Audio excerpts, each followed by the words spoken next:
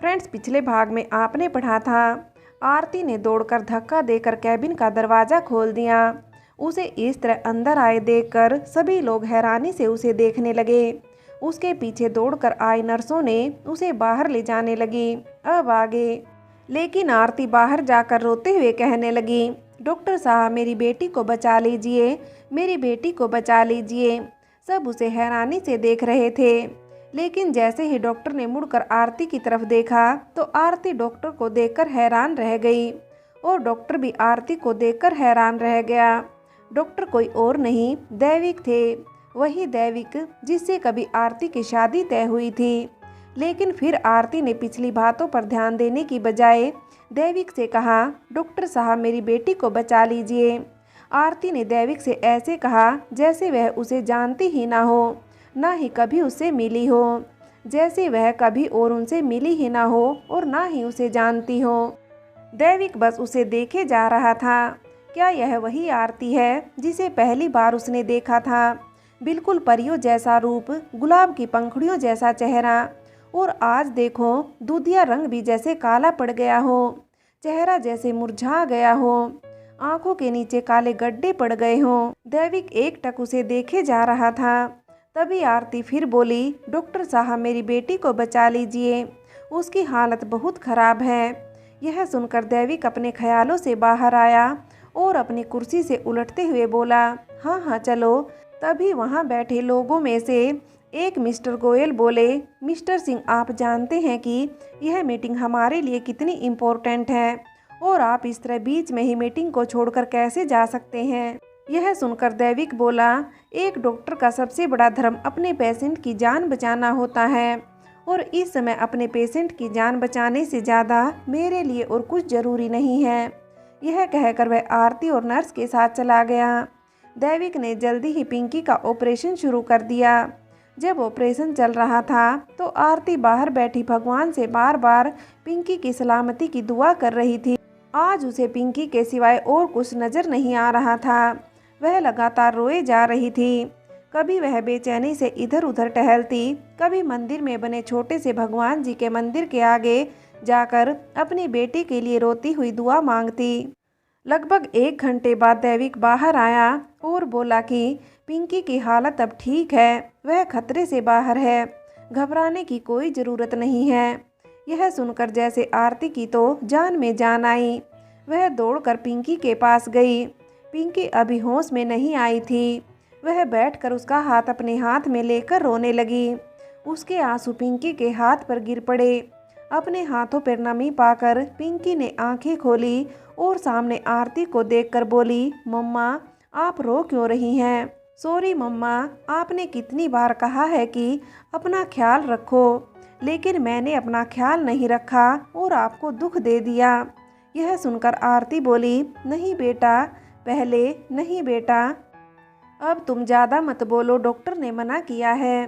ज़्यादा बोलने के लिए पास खड़ी हुई नर्स पिंकी से बोली और दवाइयों की पर्ची आरती को थमाते हुए बोली कि यह कुछ दवाइयाँ हैं, आप जाकर ले आइए और समय समय पर पिंकी को देना।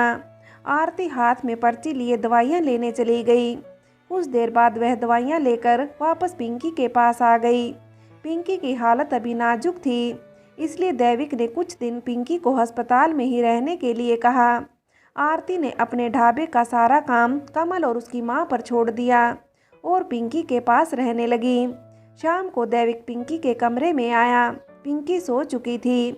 आरती उसके बगल में बैठी ख्यालों में गुम थी। तभी किसी के आने की आहट पाकर उसकी नज़र दरवाजे की तरफ उठ गई। दैविक को आए देखकर वह उठ खड़ी हुई और बोली, आप?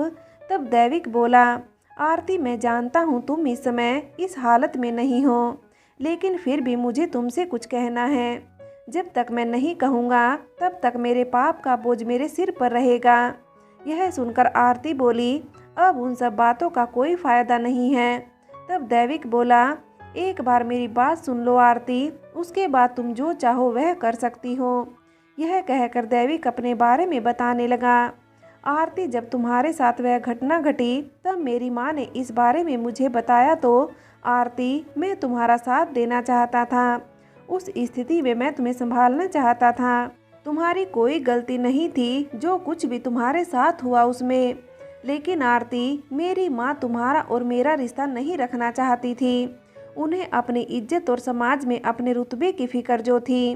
मैंने माँ और पापा को बहुत समझाया, लेकिन उन्होंने मेरी एक न मानी। तब थक हार कर मैंने उन्हें कह दिया कि अगर मैं शादी करूँगा तो सिर्फ आरती से, वरना किसी से नहीं। और मैं जा रहा हूँ आरती के पास। यह कहकर जैसे ही घर से निकलने को हुआ, मेरी माँ अचानक बेहोश होकर गिर गई। तुम तो जानती हो आरती, मेरी माँ अक्सर बीमार रहती है। जब डॉक्टर को बुलाया तो डॉक्टर ने बताया कि मेरी माँ को दिल की बीमारी है और अगर उसे किसी भी तरह का कोई सदमा पहुँचा तो हो सकता है वह इस दुनिया को छोड़कर हमेशा के लिए चली जाए। यह सुनकर मैं घबरा गया। मेरी माँ को होश आया तो वह रोते हुए बोली कि तुम्हें मेरी कसम है, अगर तुमने उस लड़की के बारे में दोबारा बात की तो। यह सुनकर मुझे कुछ समझ नहीं आया आरती। एक तरफ तुम थी और एक तरफ मेरी माँ, और थक हार कर मैंने काफ़ी सोच समझकर अपनी माँ की बात मानने में ही भलाई समझी। क्योंकि आरती, अगर हमारी वजह से मेरी माँ को कुछ हो जाता तो मैं कभी अपने आप को माफ़ नहीं कर पाता। आरती, तब मैंने अपनी माँ से वादा किया कि मैं तुमसे कोई बात नहीं करूँगा। तुमने मुझे कई बार फ़ोन किया, लेकिन मैंने फ़ोन नहीं उठाया। मैं चाहकर भी एक बार तुम्हारा फ़ोन नहीं उठा पाया। मेरी माँ की हालत जैसे ही थोड़ी सुधरी, वह मेरे पापा को लेकर तुम्हारे घर पहुँच गई और मेरा और तुम्हारा रिश्ता तोड़ आई। उसके बाद आरती, मैं अपने आप को बहुत कोसता, अपने आप को तुम्हारा गुनहगार समझता, लेकिन मैं चाहकर भी कुछ नहीं कर सकता था। फिर मेरी माँ ने मेरी शादी कहीं करनी चाहिए तो मैंने शादी करने से साफ मना कर दिया। जब मेरी गवर्नमेंट डॉक्टर की जॉब लगी तो मेरी माँ ने मुझ पर शादी का दबाव बनाना शुरू कर दिया, लेकिन मैं सिर्फ तुम्हें चाहता था और जो जगह मेरे दिल में, मेरी ज़िंदगी में तुम्हारी थी, मैं चाहकर भी किसी और को नहीं दे सकता था। इसलिए मैं हर बार मना करता रहा, लेकिन मैं जानता था कि मेरी माँ दिल की मरीज हैं। उन्हें इसलिए किसी भी तरह की किसी भी बात का टेंशन देना गलत है। मेरी माँ ने एक लड़की मेरे लिए पसंद की और थक हार कर मुझे उससे शादी करनी पड़ी। अगर मैं शादी नहीं करता तो हो सकता है मैं अपनी माँ को हमेशा के लिए खो देता।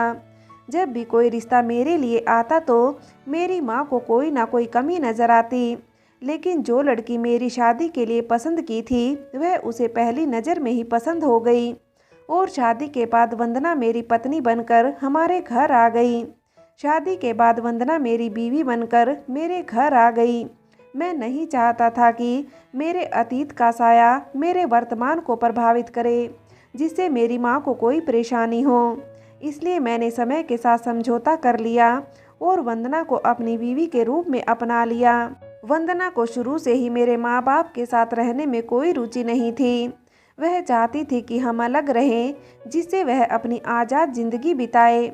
मैंने उसे काफ़ी समझाया कि, लेकिन मेरे समझाने का उस पर कोई फ़र्क नहीं पड़ा।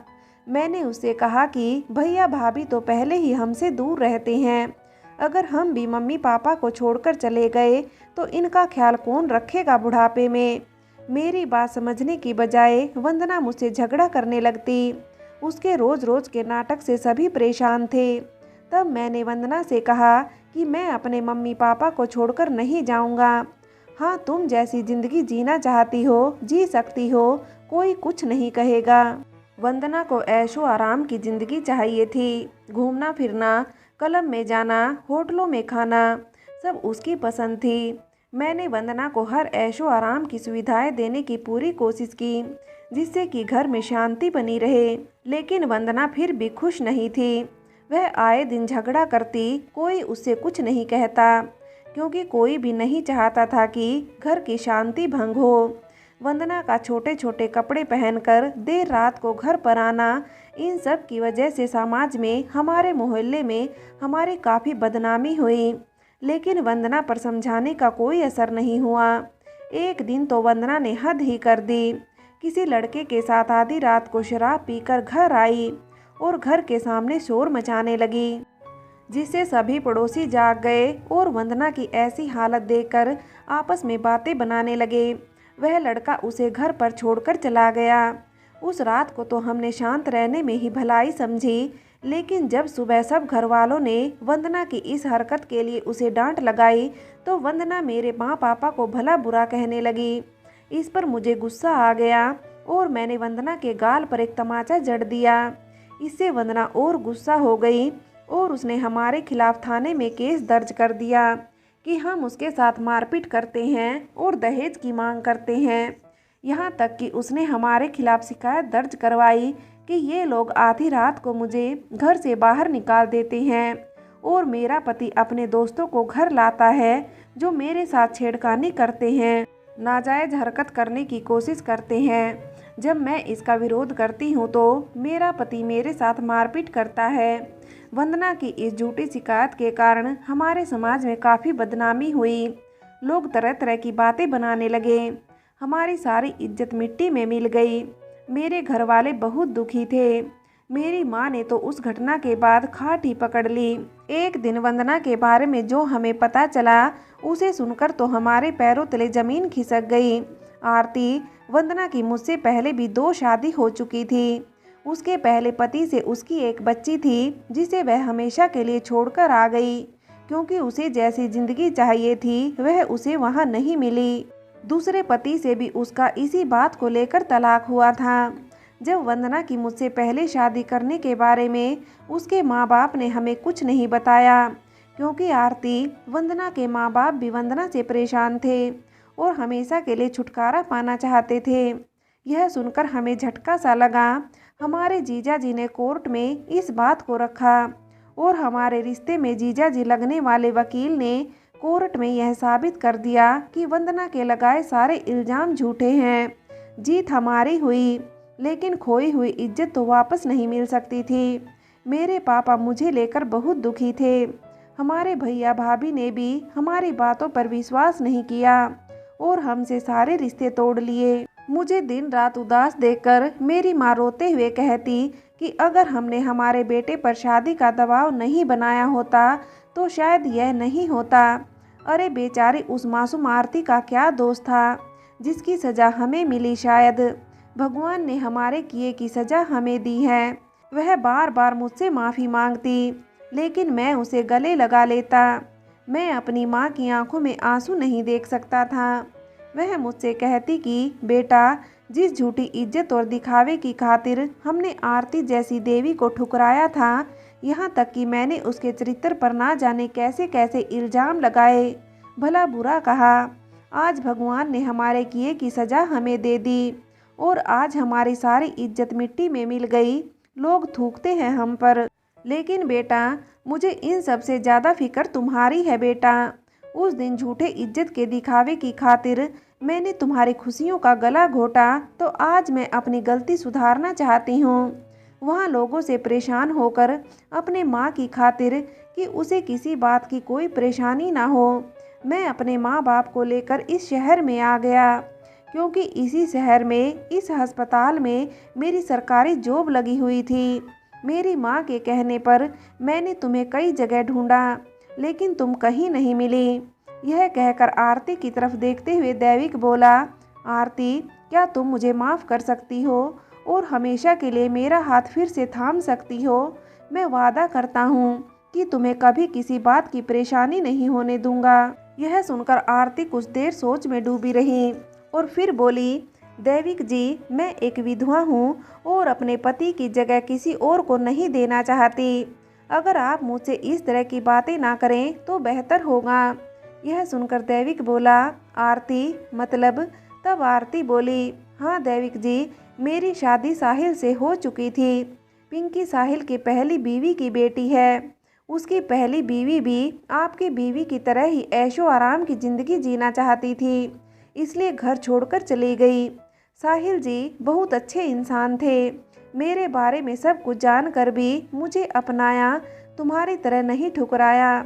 मेरी वजह से मेरी माँ और साहिल जी की जान चली गई। अब पिंकी मेरी जिम्मेदारी है, मैं ही उनकी माँ और पापा दोनों हूँ। यह सुनकर दैविक को बहुत दुख हुआ। वह कुछ देर तक सोच में डूबे रहे, फिर बोले, मैं तुम्हारा दर्द समझ सकता हूँ आरती, लेकिन मैं वादा करता हूँ कि पिंकी को भी एक बेटी की तरह अपना लूँगा। पिंकी जैसी बेटी पाकर मैं अपना सौभाग्य समझूंगा। उसे कभी भी एक बाप की कमी महसूस नहीं होने दूंगा। आरती, मैं तुम्हारी जिंदगी का हर दर्द, हर तकलीफ दूर करना चाहता हूँ। शायद यही मेरी पाप का प्रायश्चित होगा। दैविक भराए गले से बोला, लेकिन आरती ने कोई जवाब नहीं दिया। तब दैविक बोला, आरती, मैं साहिल की जगह तो नहीं ले सकता तुम्हारी और पिंकी की ज़िंदगी में, लेकिन तुम्हें कभी भी शिकायत का मौका ना दूं, यह कोशिश तो कर सकता हूँ ना। इस बार भी आरती ने कोई जवाब नहीं दिया तो दैविक वहाँ से चला गया। आरती सोचने लगी, कितनी अजीब बात है ना कि दैविक का अपनी जिस बीवी से तलाक हुआ उसका नाम भी वंदना था, और वह भी अपने पहले पति को अपने स्वार्थ के लिए अपनी बच्ची और पति को छोड़कर आई थी। कहीं साहिल जी की पहली पत्नी यानी पिंकी की मां वंदना और दैविक की बीवी वंदना एक तो नहीं। आरती यह सोचकर परेशान थी। फिर वह सोचने लगी, ऐसे कैसे हो सकता है? यह भी तो हो सकता है कि इतना कुछ दोनों के बीच जो समानता है वह मात्र एक संयोग हो। आरती दैविक के बारे में जानकर उससे गुस्सा नहीं थी, क्योंकि दैविक ने जो कुछ किया वह सही किया था। दैविक ने यह साबित कर दिया कि वह एक अच्छा बेटा है। लेकिन फिर भी आरती साहिल जी की जगह किसी को देना नहीं चाहती थी। वह नहीं चाहती थी कि उसकी वजह से उसकी बेटी को कोई परेशानी हो। वह नहीं चाहती थी कि लोग उस पर और पिंकी पर उंगली उठाएं। दैविक अस्पताल में रोज़ सुबह जब आता तो पिंकी के लिए कभी खिलौने, टेडी बियर तो कभी जूस लाता। पिंकी अभी मात्र जूस और दूध जैसे तरल पदार्थ ही लेती, क्योंकि थोड़ा ठोस खाना खाने से उसके सिर में तकलीफ होती थी। एक दो दिन में ही पिंकी दैविक से अच्छे से घुल मिल गई और काफ़ी देर तक उससे बातें करती रहती। आरती यह सब बैठे हुए देखती रहती। कभी वह पिंकी को खुश देखकर खुश होती तो कभी यह सोचकर दुखी हो जाती कि जब पिंकी उसके साथ घर चली जाएगी तो कहीं वह दैविक जी को याद कर वापस दुखी ना रहने लगे। पिंकी दैविक से काफ़ी घुल मिल चुकी थी। दैविक पिंकी से मिलने के लिए बेसब्री से इंतजार करता था। वह पिंकी को बिल्कुल अपनी बेटी की तरह प्यार करता था। कुछ दिनों बाद पिंकी बिल्कुल ठीक हो गई तो दैविक ने उसे घर जाने के लिए बोल दिया। दैविक किसी दूसरे मरीज के ऑपरेशन के लिए चला गया। जब आरती ने नर्स से पिंकी के इलाज का खर्च के बारे में पूछा तो उसने जो रकम बताई उसे सुनकर तो आरती के पैरों तले ज़मीन खिसक गई, क्योंकि इतनी बड़ी रकम अदा करना आरती के बस में नहीं था। उसे कुछ समझ नहीं आ रहा था कि वह करे भी तो क्या करे। तभी जिस नर्स ने उसे इलाज खर्च की जो रकम बताई थी वह दौड़कर उसके पास आई और बोली, सॉरी, मुझे पता नहीं था, आपके पैसे तो पहले ही जमा हो गए। यह सुनकर आरती थोड़ी हैरान हुई और फिर बोली, मेरे पिंकी के इलाज के पैसे? मैं कुछ नहीं समझी। तब नर्स ने कहा, हाँ, डॉक्टर दैविक ने आपके सारे पैसे जमा करवा दिए हैं, आपने ही तो उसे पैसे दिए होंगे। नर्स की बात सुनकर आरती ने कोई जवाब नहीं दिया। वह नहीं चाहती थी कि कोई उस पर रहम करे। वह किसी की दया का पात्र नहीं बनना चाहती थी। वह पिंकी को लेकर वहीं बैठी रही। लगभग 1 घंटे बाद जब दैविक वापस आया तो उन्हें देखकर बोला, अभी तुम घर पर नहीं गए? यह सुनकर आरती का जैसे गुस्सा ही फूट पड़ा। वह कहने लगी, मुझे कोई ज़रूरत नहीं है तुम्हारी दया की। मैं अपनी बेटी का इलाज खुद करवा सकती हूँ। मैं चाहे जो करती, लेकिन उसके पैसे जमा करवा देती। आरती की बात अभी पूरी नहीं हुई थी कि दैविक बीच में ही बोला, देखो आरती, मैंने तुम पर कोई रहम नहीं किया है और पिंकी मेरी बेटी जैसी है। तुम यह मत सोचना कि मैंने किसी स्वार्थ के वशीभूत होकर यह सब कुछ किया है। आरती, जब मैंने पिंकी को पहली बार देखा तभी पता नहीं मुझे ऐसा एहसास हुआ जैसे उससे मेरा कोई गहरा रिश्ता है। रही पैसों की बात, तो मैं जानता था कि तुम्हारे पास इतने पैसे नहीं हैं और जब तक पैसे जमा नहीं हो जाती तब तक तुम लोगों को छुट्टी नहीं मिल सकती थी अस्पताल से, इसलिए मैंने पैसे जमा करवा दिए। अगर तुम्हें लगता है ना कि मैंने तुम पर रहम किया है तो जब तुम्हारे पास पैसे हों तो मेरे पैसे वापस लौटा देना। फ्रेंड्स, आगे की कहानी के लिए कहानी का अगला भाग देखें।